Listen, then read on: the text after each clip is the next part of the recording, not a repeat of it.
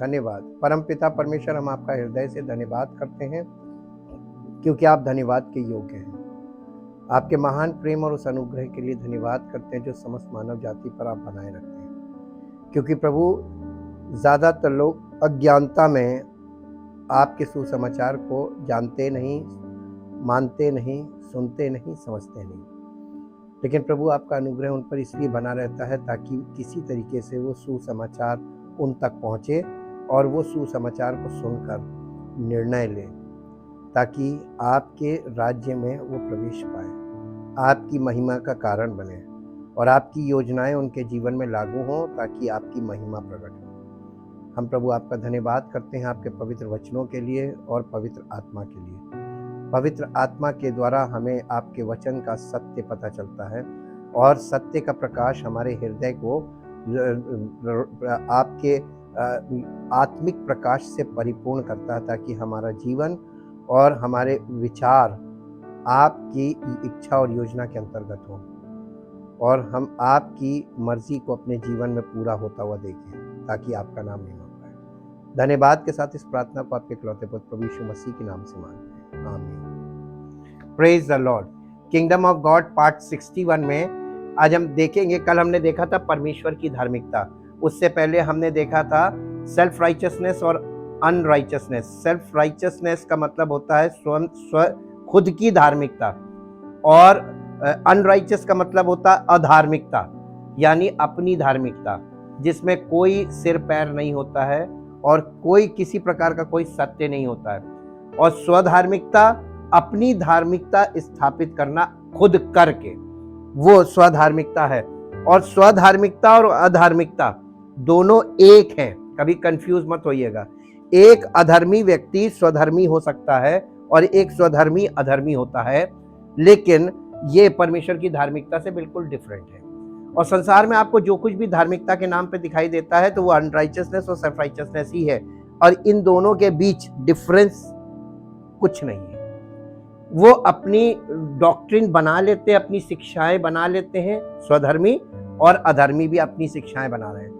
उनके पास अपनी डॉक्ट्रिन है तो इनके पास अपनी डॉक्ट्रिन है, और ये आपस में वाद विवाद बहुत करेंगे, बहसा बहसी जिसको बोलते हैं, और आपके सत्य को कभी नहीं एक्सेप्ट करेंगे, सत्य के विरोध में काम करेंगे, और सत्य के अपने आप को हम सत्य को मानते हैं ये बात कहेंगे, लेकिन सत्य को जानते भी नहीं, मानना तो बहुत बड़ी बात है।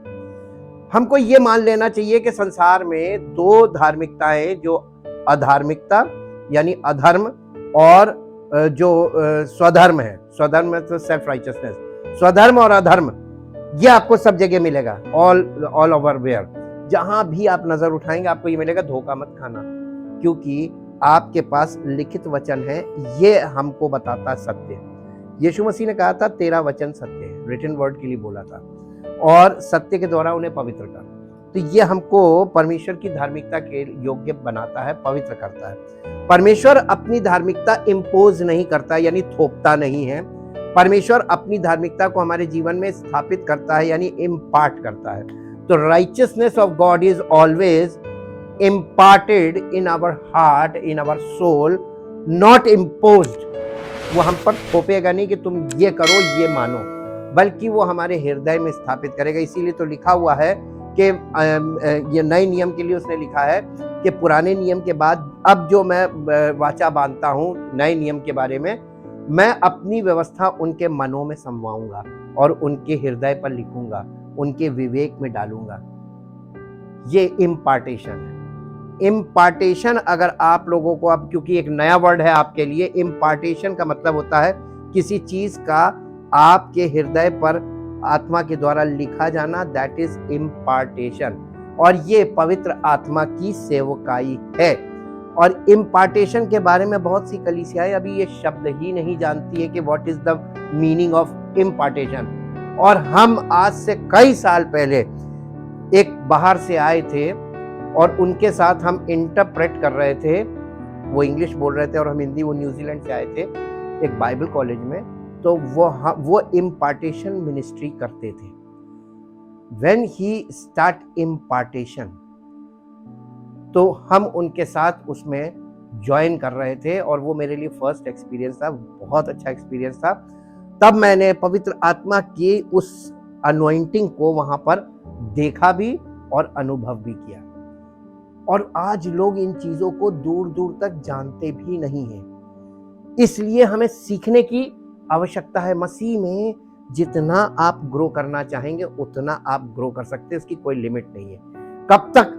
जब तक हमारा स्वरूप परमेश्वर के पुत्र के स्वरूप में ना बदल जाए, तब तक हमें ग्रो करना। ठीक, तो ये आज हम आपके साथ 3 मुख्य बातें हैं परमेश्वर की धार्मिकता से संबंधित है। 3 things to know about the righteousness of God। परमेश्वर की धार्मिकता के बारे में ये 3 सत्य आपको मालूम होंगे, डिसर्नमेंट के लिए बहुत जरूरी। ये 3 बातें जो परमेश्वर की धार्मिकता से संबंधित हैं, इनको हम देखेंगे, जिससे हम हमेशा खुद को भी सतर्क रखें और दूसरों को गाइड भी कर सकते हैं। पॉइंट नंबर 1 है, it's not earned, it's given through exchange. परमेश्वर की धार्मिकता को हम कभी खुद से प्राप्त नहीं कर सकते, कमा नहीं सकते, बल्कि ये एक्सचेंज से मिलती है। एक्सचेंज का मतलब समझते हैं? कुछ देना, उसके बदले में लेना। जब हम लोग ऐसे समय में रहते हैं, हमारे युग में हम लोग बहुत सी चीजें एक्सचेंज करते हैं। जैसे आप कपड़े दे के बर्तन लेते हैं, एक्सचेंज है, और उसमें वैल्यूएशन होती है। कोई भी चीज आप पुरानी चीज दे के नई चीज लेते हैं, वो एक्सचेंज कहलाती है। परमेश्वर की धार्मिकता ऐसी नहीं है कि किताब पढ़ के आपको मिल जाए या किसी का संदेश सुन के आप प्राप्त कर लें। ये प्राप्त करने वाली चीज नहीं है। It's not earn, it's given through exchange. ये आपको कोई देता है, आपसे कुछ लेता है और फिर उसके बदले में दी जाती है। तो ये एक्सचेंज वाली चीज है परमेश्वर की धार्मिकता। The unique thing about God's righteousness and God seeing you as approved is that there is not enough you could ever do to earn God's approval। आप परमेश्वर की ओर से कभी भी अप्रूवल का मतलब होता है कि उसकी ओर से आपको ये कह दिया जाना कि हाँ तुम ठीक हो, तुम धर्मी हो, यानी declaration. Approval is a type of declaration कि परमेश्वर आपको धर्मी घोषित कर दे। आपके किसी कार्य के बदले में आपको धर्मी घोषित नहीं किया जा सकता। यूनिक का मतलब क्या होता है? यूनिक का मतलब है कि आपका आधार कार्ड है, वो यूनिक आईडी है, और वो आईडी आपके बच्चों की, आपके परिवार के किसी सदस्य से आपकी मिल नहीं सकती। मालूम क्या? बायोमेट्रिक्स। ये जो बायोमेट्रिक है सबका अलग अलग होता है, सबका, किसी का किसी के साथ कभी मैच नहीं हो सकता, इसीलिए उसको यूनिक आईडी बोला गया है। तो परमेश्वर की धार्मिकता एक ऐसी बायोमेट्रिक है, यीशु मसीह का बायोमेट्रिक है, जो हमारे जीवन में हमको दिया जाता है और हमारा लिया जाता है, तब दिया जाता है, एक्सचेंज होता है। इसलिए ये यूनिक है परमेश्वर की धार्मिकता।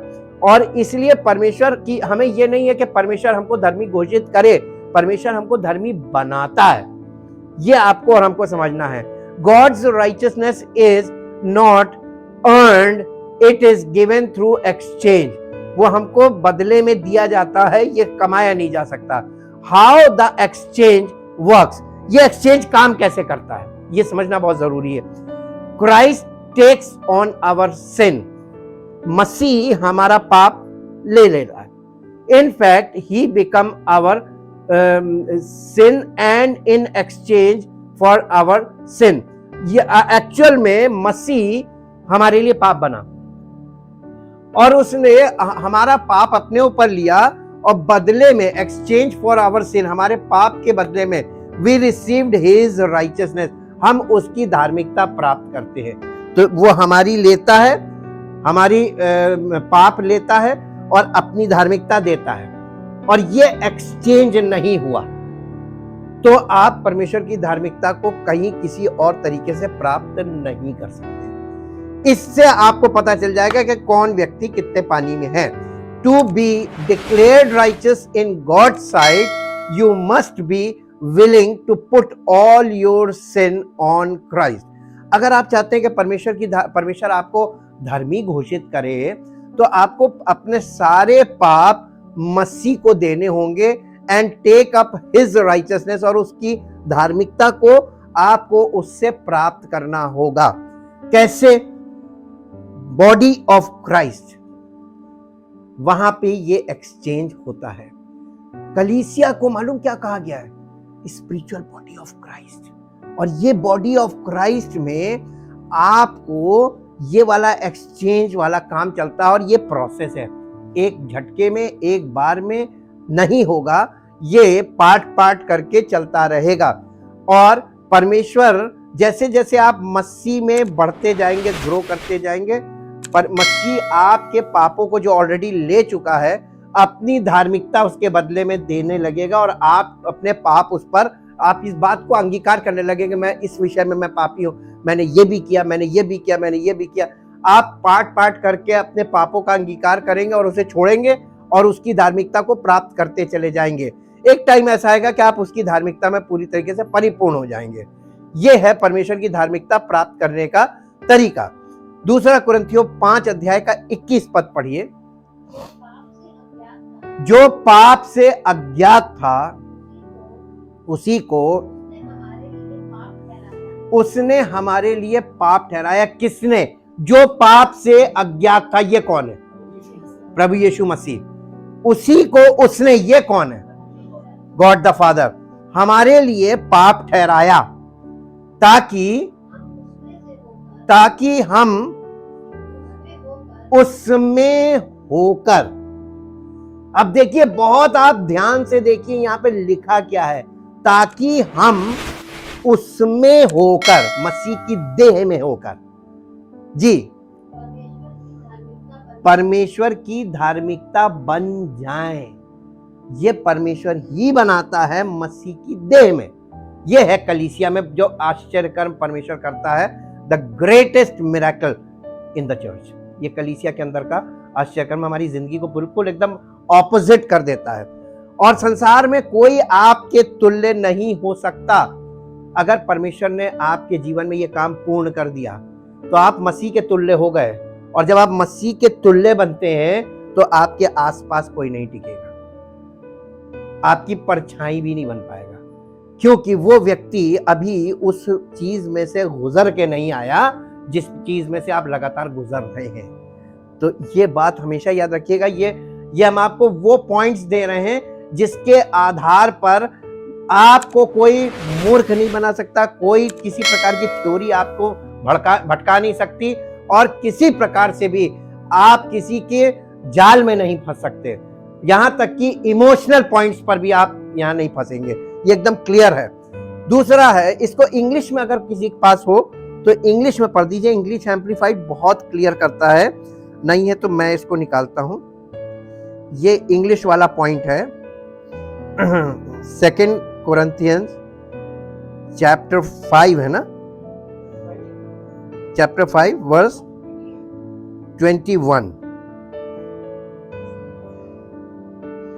For our sake he made Christ, he का मतलब God the Father, made Christ यानी son, virtually to be sin who knew no sin, so that in and through, यहां पर देखिए कितना क्लियर है, इन एंड थ्रू यानी मसीह में होकर गुजरना, इन एंड थ्रू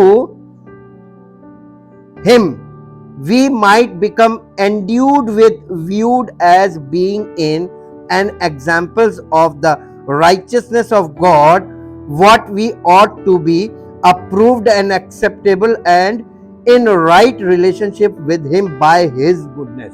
उसकी यानी भलाई हमारे जीवन में से होकर लोगों को प्रकट हो और उसकी महिमा प्रकट हो, क्योंकि परमेश्वर की महिमा हम कर नहीं सकते, क्योंकि हम उसको, उसकी महिमा को देख ही नहीं सकते, तो करेंगे क्या।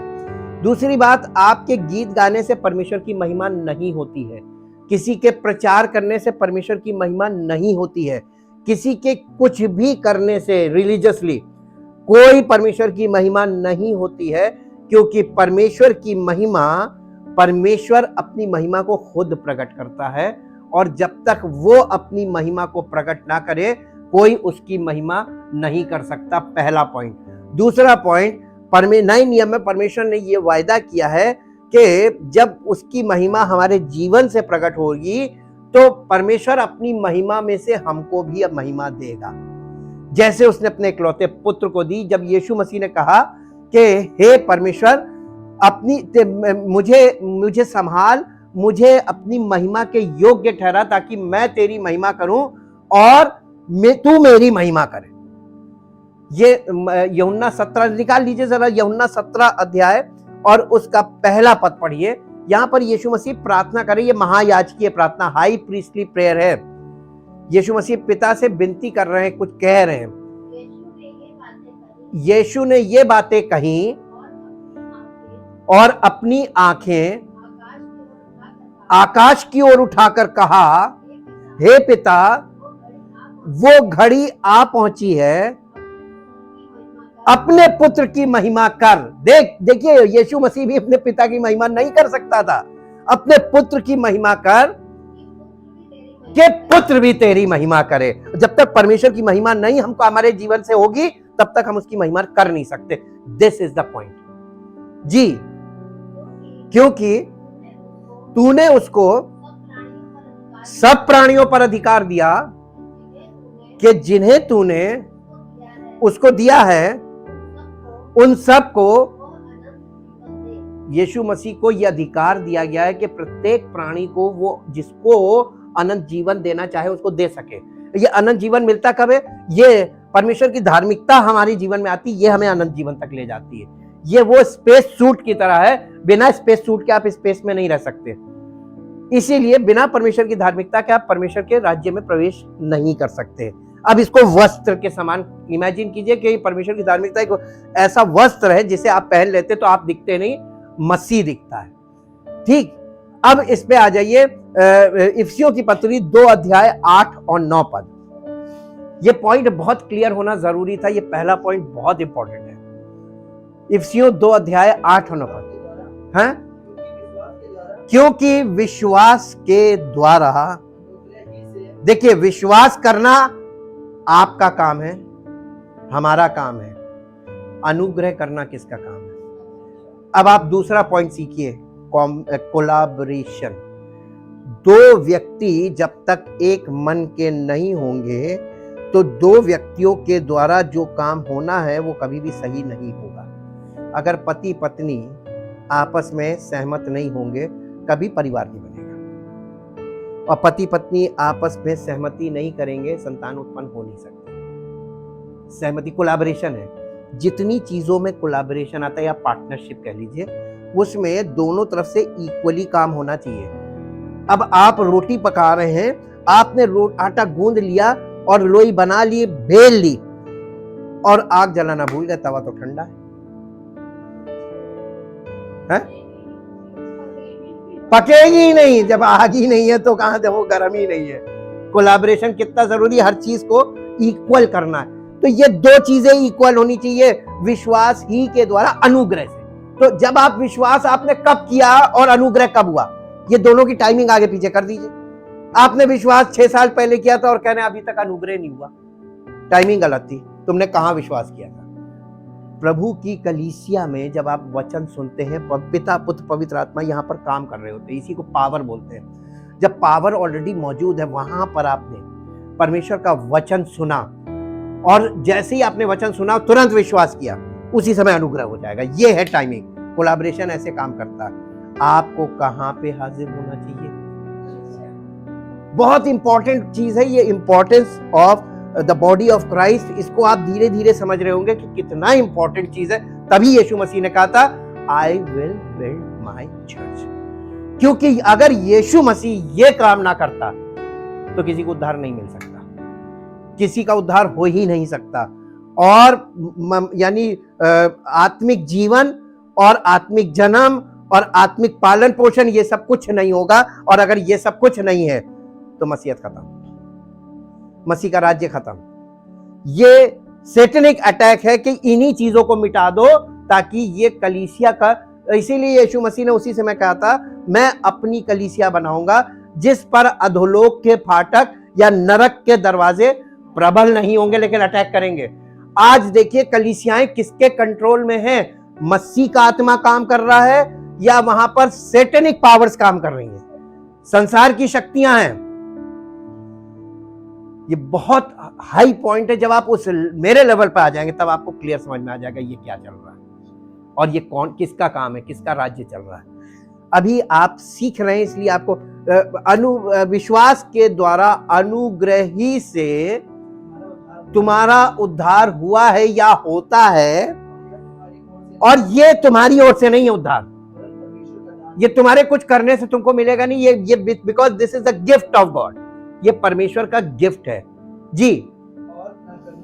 और ना कर्मों के कारण, देखिए हमने वही बात ही ना, ये भी इट्स कैन नॉट अर्न, ना कर्मों के कारण, ऐसा ना हो कि, देखिए अगर कर्मों से होता तो सब लोग घमंड करने लगते, हमने तो बहुत ज्यादा किया, हमें ज्यादा मिला।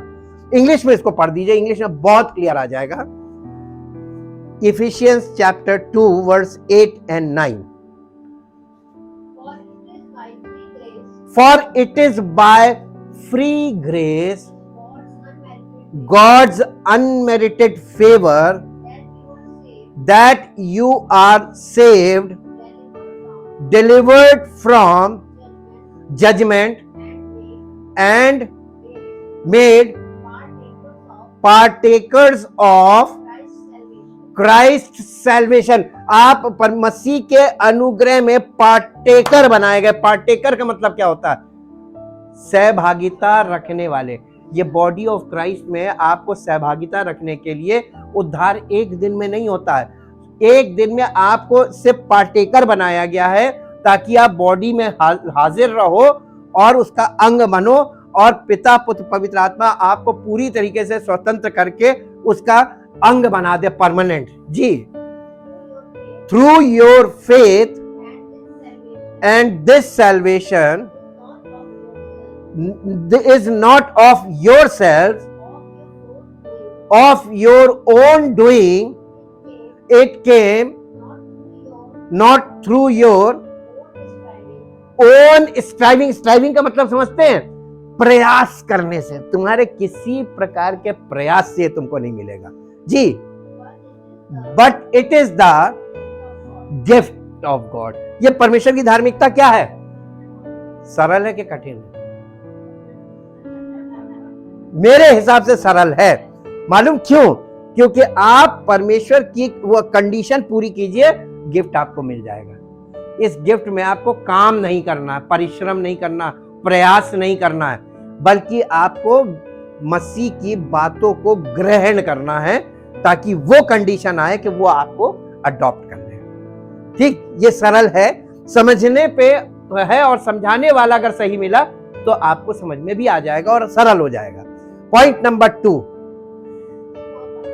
जी, नॉट बिकॉज ऑफ वर्क्स,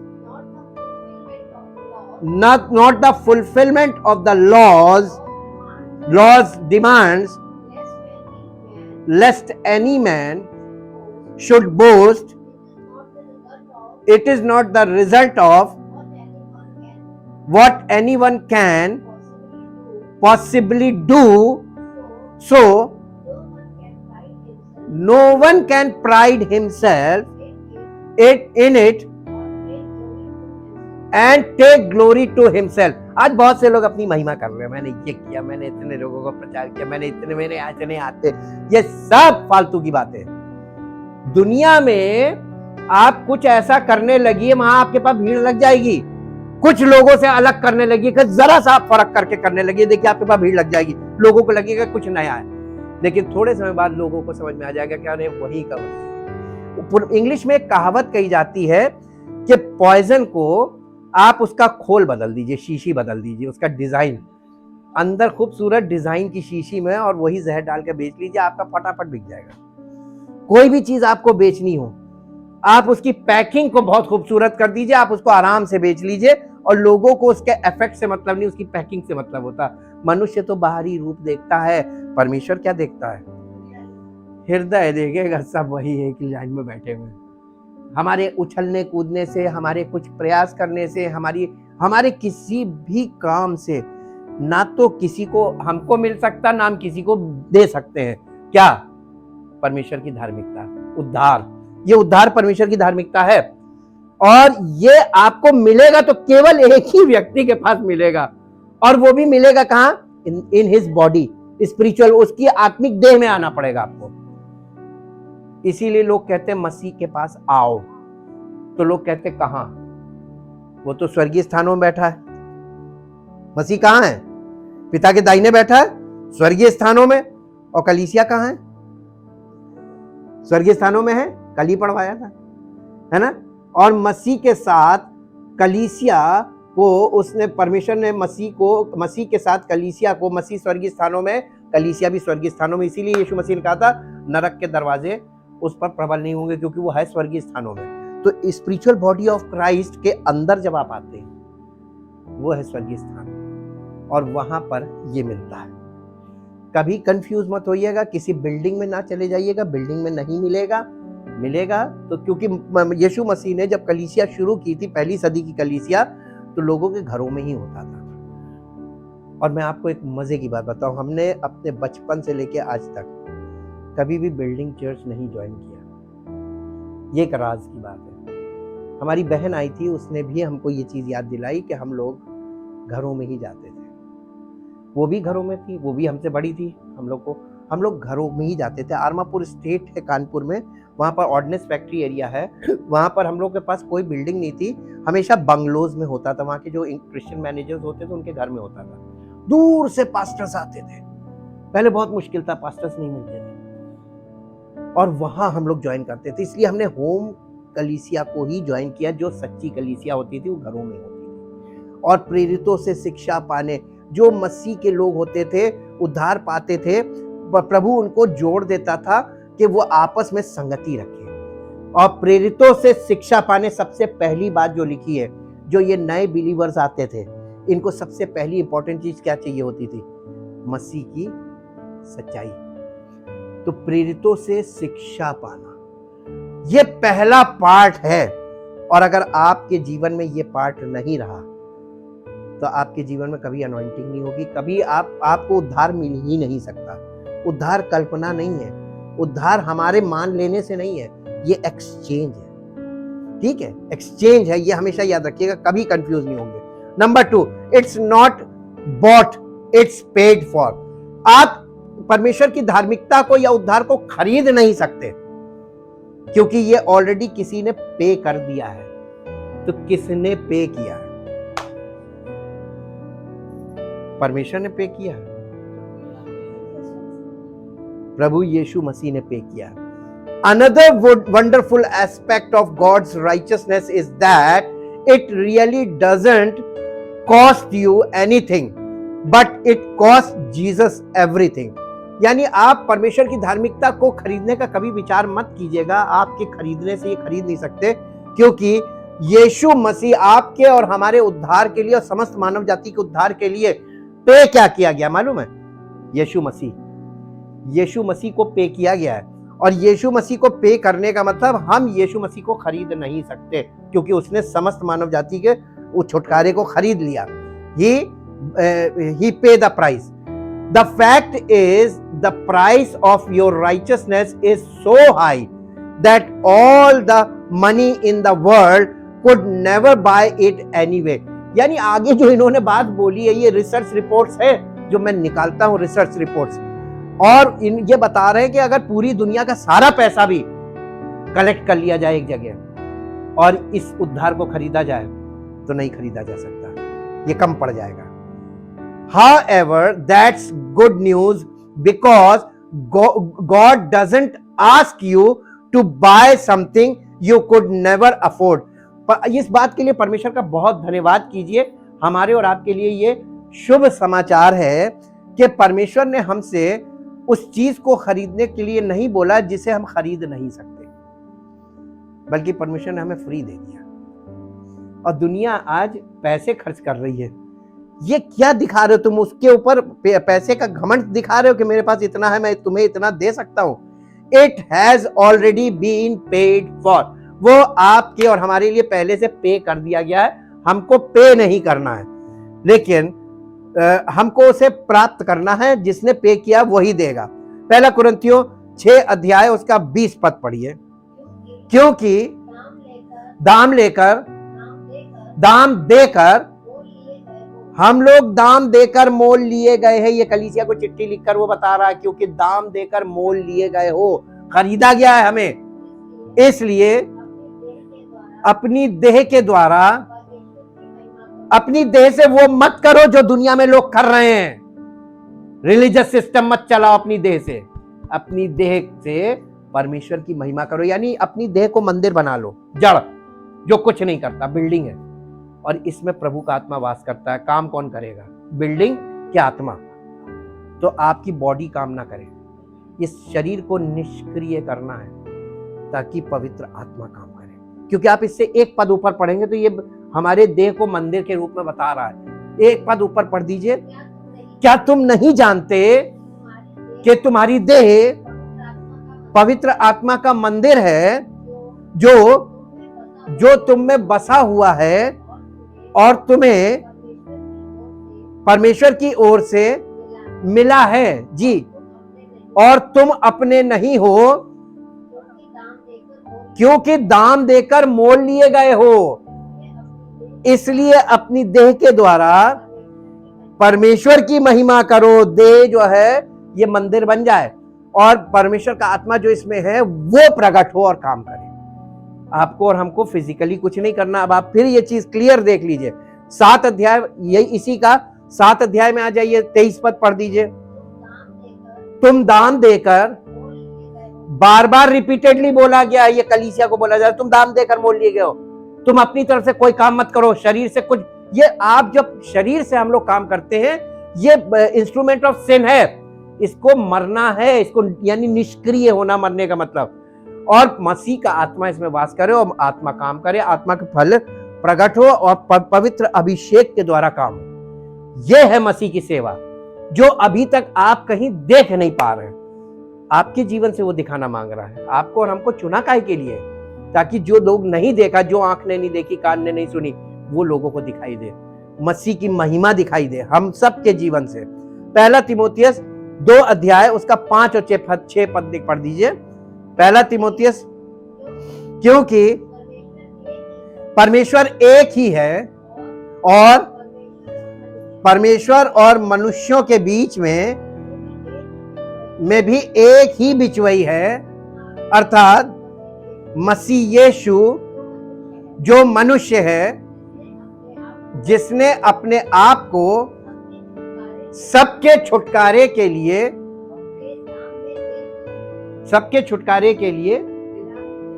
के दाम में दे दिया और उसकी गवाही ठीक समय पर दी गई।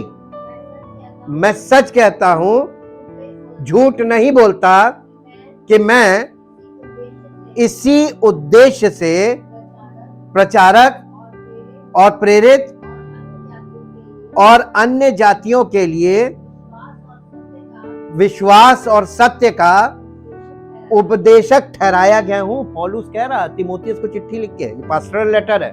देखिए कितनी गंभीर बात है। परमेश्वर के कार्य को लोगों ने कैसे फिजिकल, इसीलिए उसने कहा कि तुमने मसीह के काम को लुचपन में बदल दिया, फिजिकल एक्ट्स में। ये लुचपन है, अनराइचियसनेस है ये। अब इसके बाद तीसरा पॉइंट पे है कि इट्स नॉट टेम्पररी।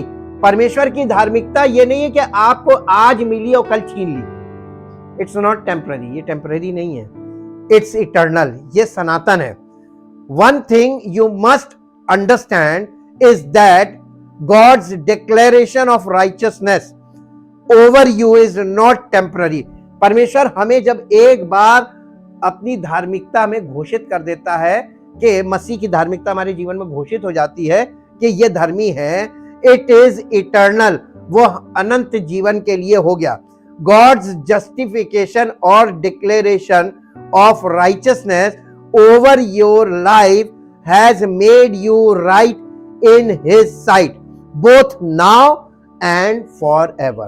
अगर मसीह ने, परमेश्वर ने आपको मसीह की धार्मिकता में डिक्लेयर कर दिया या अप्रूवल दे दिया, अब आपकी जिम्मेदारी, आप उसकी दृष्टि में धर्मी हैं। दिस इज योर रिस्पॉन्सिबिलिटी कि आप मसीह में बने रहे, नहीं तो आप दंड पाएंगे। एक बार में जितना काम हुआ सब जीरो पे चला जाएगा। जो काम आपके जीवन में हो रहा है उसे अंत तक, इसीलिए परमेश्वर के वचन में लिखा है जो अंत तक धीरज धरेगा उसी का उद्धार होगा। कभी कंफ्यूज मत होइएगा।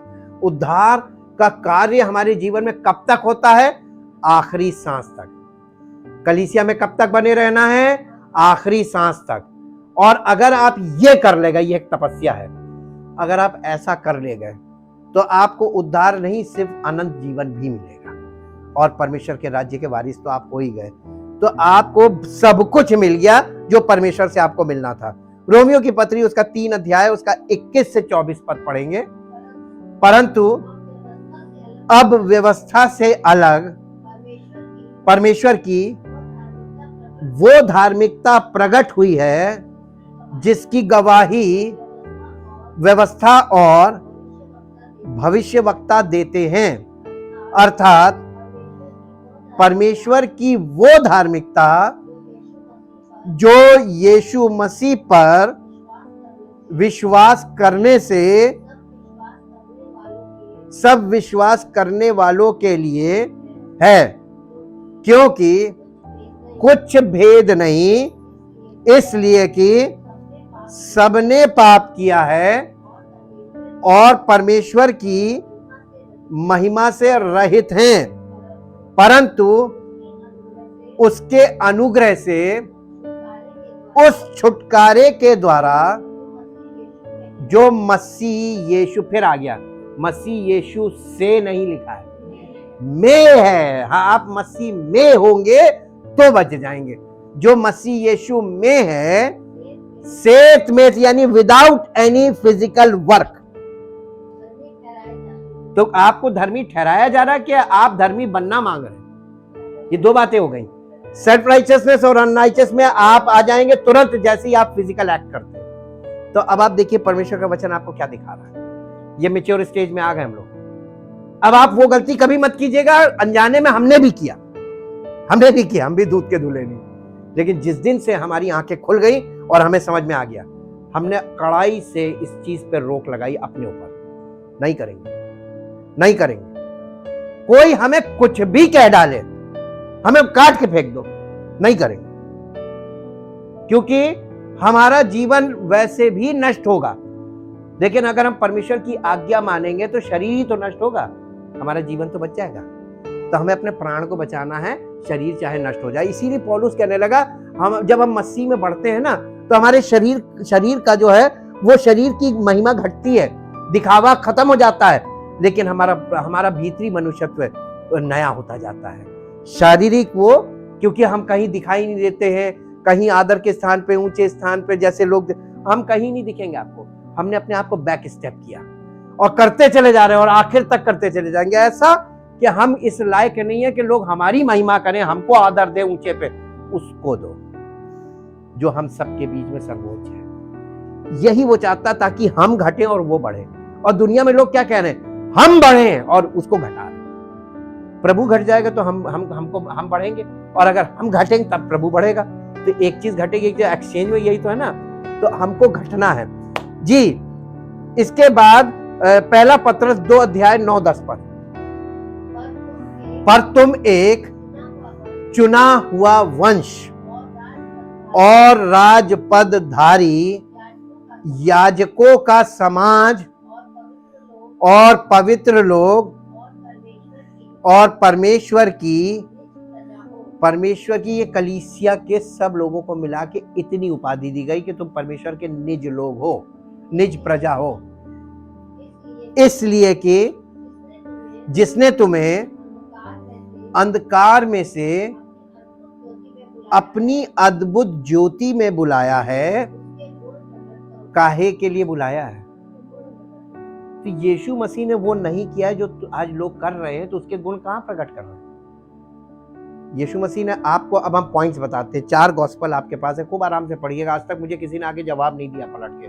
मैंने बार बार लोगों के सामने सवाल, यीशु मसीह ने कब पब्लिकली खड़े होकर किसी के लिए प्रार्थना की? तो आज क्यों किया जा रहा है? और फिर कहते परमेश्वर की धार्मिकता कहां है? परमेश्वर की धार्मिकता तुम अपनी परिभाषा गढ़ के नहीं बना सकते, क्योंकि वचन में सब दर्ज है। और इन चीजों को परमेश्वर ने इटर्नली कंप्लीट कर दिया है। आप इसमें कोई घटाना बढ़ाना नहीं कर सकते, क्योंकि परमपिता परमेश्वर इसके अकॉर्डिंग हमसे बात करेगा, और इसके अकॉर्डिंग बात करेगा तो कोई वहां पर किसी प्रकार का आपकी दलील वहां नहीं चलेगी। इसलिए जो यीशु मसीह ने नहीं किया वो आज लोग कर रहे हैं, और जो उसने किया वो कोई नहीं कर रहा। यीशु मसीह को पीछे से आके एक स्त्री ने छुआ, चंगी हो गई, लेकिन यीशु मसीह को पता चल गया कि उसमें से सामर्थ्य निकली, अनॉइंटिंग होती है, पावर होती है। वो अनॉइंटिंग वाली पावर जब निकलती पता चलता है। तो यीशु मसीह का किसी ने मुझे छुआ, चेले कहने लगे अरे भीड़ तुझ पर गिरी पड़ती है, कह रहा किसी अब किसको बता दे किसी, यानी चेलों ने तुरंत दलील दी कि अरे सबको ही तुझे छू रहे, अब पर्टिकुलर किसने छुआ हम कैसे बता दे। वो अपनी जगह सही थे, लेकिन यीशु मसीह का ना किसी ने मुझे छुआ। वो स्त्री जब उसको पता चला कि मैं अब छिप नहीं सकती, सामने आकर कहने लगी कि प्रभु मैंने तुम्हें छुआ। एक गाना ना, किसने छुआ, डेविड भाई गाते, किसने छुआ। उसने छुआ जिसने था, वो छिप नहीं पाई। अंगीकार करने में कई बार लोग पीछे भागते हैं, उसने आके अंगीकार किया मैंने छुआ, और वो उसी घड़ी चंगी हुई थी। कैसे? यीशु मसीह ने तो चंगा नहीं किया। यीशु मसीह ने उससे भी कहा जा तेरे विश्वास ने तुझे चंगा किया। उसका विश्वास क्या था मालूम है?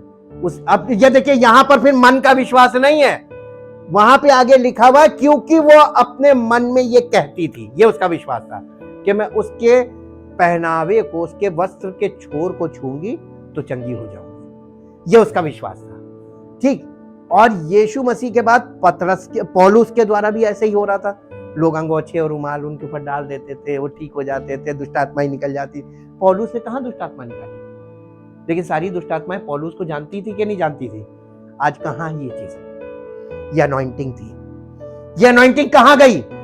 जब लोग सच्चे होंगे तो अनॉइंटिंग भी सच्ची होगी, क्योंकि यीशु मसीह सत्य है। और अगर लोग गलत होंगे तो अनॉइंटिंग नहीं काम करेगी। जैसा वचन में लिखा है वैसा ही होना चाहिए। और अगर नहीं हो रहा है तो हम अपने आप को प्रिपेयर करें कि प्रभु लोग नहीं कर रहे हैं, कोई बात नहीं, मैं अपने आप को समर्पित करता हूं, तेरी मर्जी मुझे। यीशु मसीह ने अपने पिता से कहा था मेरी नहीं वरन तेरी मर्जी पूरी हो, और पिता की मर्जी ऐसी पूरी हुई कि पिता ने उसको सिंहासन दिया अपने बगल में, और वो नाम दिया जो सब नामों में श्रेष्ठ है, और हर एक घुटना उसके आगे झुकेगा, सारी शक्तियों को उसके सामने शून्य कर दिया, क्योंकि उसने उसे सर्वोच्च कर दिया। क्या यीशु मसीह कलीसिया का सर है? तो कलीसिया क्या है? उसकी देह। तो देह कैसे पीछे रहेगी? जो महिमा सर को मिलेगी तो देह को नहीं मिलेगी। तो we can share the glory of Jesus Christ with him.